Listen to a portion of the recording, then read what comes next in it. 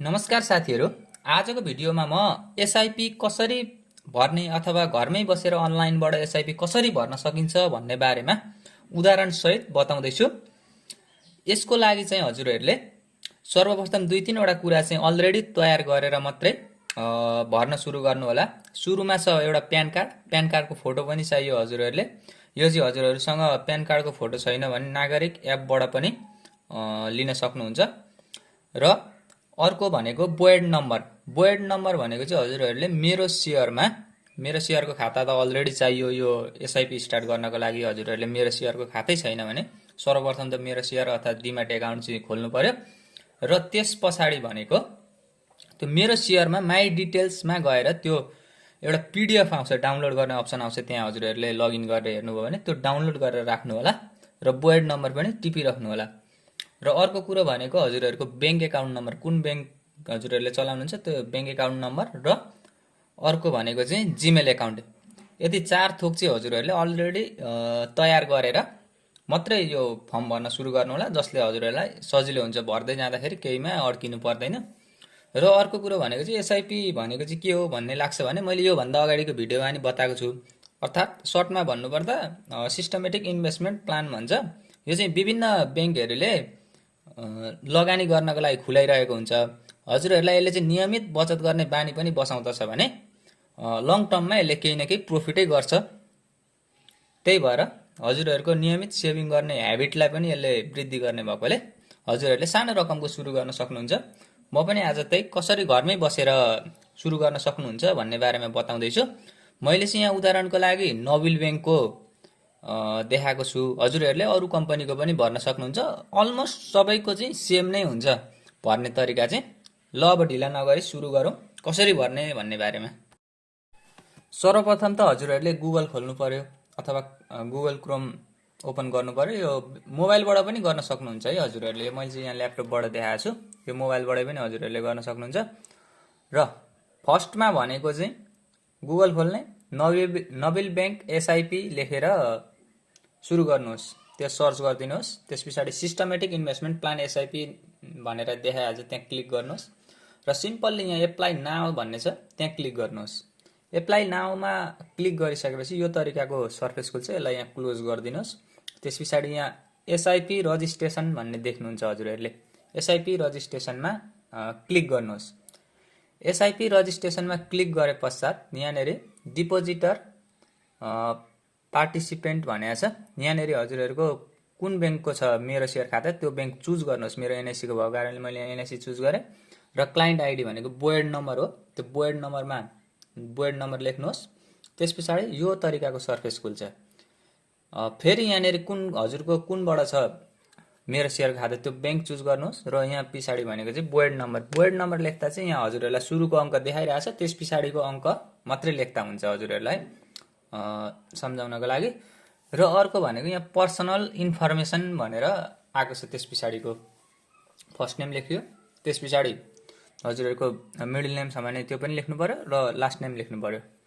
र त्यस पछाडि अर्को मेन पार्ट भनेको चाहिँ यहाँ इमेल एड्रेस भनेर देखाएको छ। इमेल एड्रेस चाहिँ यहाँ तत्कालै भेरिफाई गर्नुपर्ने हुन्छ। हजुरहरूको इमेल एड्रेस राख्नुहोस्। त्यस पछाडि यहाँ सेन्ड ओटिपी भन्ने अप्सन आउँछ, त्यो गरिसकेपछि हजुरको जिमेल एकाउन्टमा ओटिपी जान्छ। त्यसलाई सिम्पल्ली यहाँ ल्याएर राखिदिनुहोस् र भेरिफाई गरिदिनुहोस्। भेरिफाई गरिसके पश्चात हजुरहरूको अर्को कोलममा मोबाइल नम्बर भन्ने अप्सन छ। सिम्पल्ली त्यहाँ पनि आफ्नो मोबाइल नम्बर राखिदिनुहोस्। त्यस पश्चात हजुरहरूको ब्याङ्क डिटेल्समा हजुरहरूले कुन ब्याङ्कको छ खाता त्यो ब्याङ्क चुज गर्नुहोस्। ब्याङ्क चुज गर्दा चाहिँ हजुरले जुन ब्याङ्कको डिम्याट एकाउन्ट छ त्यही चुज गर्नु होला। एकाउन्ट नेम र एकाउन्ट नम्बर राख्नुहोस्। त्यस पश्चात प्यान नम्बर चाहिँ हजुरहरूलाई फोटो पनि चाहियो, जुन अलरेडी मैले भनेको थिएँ। यहाँ प्यान नम्बर राख्नुहोस् र यहाँ अपलोड गरिदिनुहोस्। प्यान नम्बर अपलोड गरिसके पश्चात तल्लोमा हजुरहरूले मेरो सेयर डिटेल्स भनेर जुन अघि पीडीएफ भनेको थिएँ त्यहाँ पनि हजुरहरूले राख्नुहोस्। र पिन नम्बर 4वटा पिन नम्बर चाहिँ हजुरहरूले सम्झिनु होला। यहाँ पिन नम्बर मैले राखेँ। त्यस पछाडि कङ्ग्रेचुलेसन भनेर आयो। ल यो भइसकेपछि हजुरहरूको एक तरिकाको रजिस्ट्रेसन भयो, एउटा प्रोफाइल बन्छ हजुरहरूको होइन। अब यो भइसकेपछि लगइन विथ बोयडमा क्लिक गरेर हजुरहरूले लगइन गर्न सक्नुहुन्छ। अब यहाँनिर सिम्पली माथिमा कुन ब्याङ्कको छ हजुरहरूको मेरो सेयरको खाता त्यो ब्याङ्क चुज गर्ने। ल त्यस पछाडि भनेको यहाँ आफ्नो पोइड नम्बर राख्ने। यो पोइड नम्बर राख्दा चाहिँ यहाँ अलरेडी माथि देखाएको हुन्छ सुरुको अङ्कहरू चाहिँ, त्यस पछाडिको अङ्क हजुरहरूले राख्दा हुन्छ। र यहाँ पोइड नम्बर राखिसकेपछि इन्टर अ लगइन पिन भन्ने अप्सन छ, त्यहाँ अघि जुन 4वटा पिन राखेको थियो त्यसमा हजुरहरूले त्यही पिन राखिदिनु होला र लगइन गर्नु होला। लगइन गरिसके पश्चात यो तरिकाको इन्टरफेस खुल्छ। Why did you hear about us भने रहेछ। यहाँ फेसबुकमा क्लिक गरेर सबमिट गरिदिनुहोस्, यो एउटा सर्वे गरे रहेछ। र त्यस पछाडि हजुरहरूले ड्यासबोर्डमा गएपछि यहाँनिर हेर्नुभयो भने हजुरहरूको स्टार्ट एसआइपी भन्ने अप्सन छ। स्टार्ट एसआइपीमा क्लिक गर्नुहोस्। त्यस पछाडि यहाँनिर यो तरिकाको सर्फेस खुल्छ, त्यहाँ क्लिक गर्नुहोस्।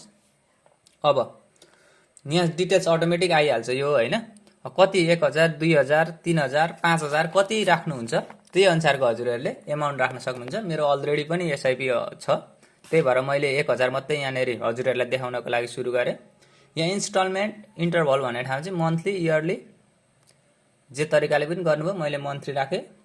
र यो मोडलमा चाहिँ हजुरहरूले अनलिमिटेड लिमिटेड पनि राख्न सक्नुहुन्छ, कति समयको लागि राख्ने। मैले चाहिँ त्यहाँ अनलिमिटेड चुज गरिदिएको छु।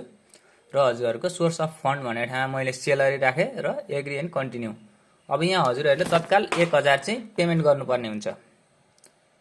त्यसको लागि मैले ई सेवा खल्ती अथवा कनेक्ट आइपिएस, मैले कनेक्ट आइपिएस चुज गरेँ र कन्फर्म एन्ड पे गरिदिएँ। कनेक्ट आइपिएसबाट कन्फर्म गरिसकेपछि यहाँ एउटा पेमेन्ट गर्ने नयाँ पोर्टल खुल्छ। मैले यसमा सिम्पली पेमेन्ट गरिसकेपछि पेमेन्ट सक्सेसफुल भयो होइन। पेमेन्ट सक्सेसफुल भइसकेपछि यहाँ हजुरहरूको बिल पनि यहाँ देखाइन्छ। यहाँ डाउनलोड रिसिप्टमा क्लिक गरेर पनि हजुरहरूले आफूले पेमेन्ट गरेको स्लिप हेर्न सक्नुहुन्छ। र त्यति गरिसके पश्चात हजुरहरूको सबै काम भइसक्यो। अब ब्याङ्कबाट भेरिफाई हुने काम ब्याङ्कले गर्छ, हामीले यति गरेपछि केही गर्नु पर्दैन। र सिम्पली हजुरहरूको कतिवटा इन्स्टलमेन्ट भएछ आफ्नो डिटेल्स हेर्न मन लाग्यो भने त्यहाँ गएर पनि हेर्न सक्नुहुन्छ। भने मैले अहिलेसम्म तिरेको अब यो फर्स्ट इन्स्टलमेन्ट मात्रै तिर्दा त एक किस्ता मात्रै भए हुन्छ हजुरहरूको। अब कतिवटा तिरिसके, अब धेरै वर्ष हुँदै गएपछि हजुरहरूलाई कतिवटा मैले तिरेछु भनेर मन लाग्यो भने अल पेमेन्टमा क्लिक गरेर पनि हजुरहरूले आफूले तिरेको डिटेल्स चाहिँ हेर्न सक्नुहुन्छ। हस् त, आजलाई यति नै। यस सम्बन्धी हजुरहरूलाई केही पनि कन्फ्युजन भयो भने हजुरहरूले कमेन्ट गर्न सक्नुहुन्छ अथवा मलाई डिएम गरेर पनि सोध्न सक्नुहुन्छ। हस् त, धन्यवाद।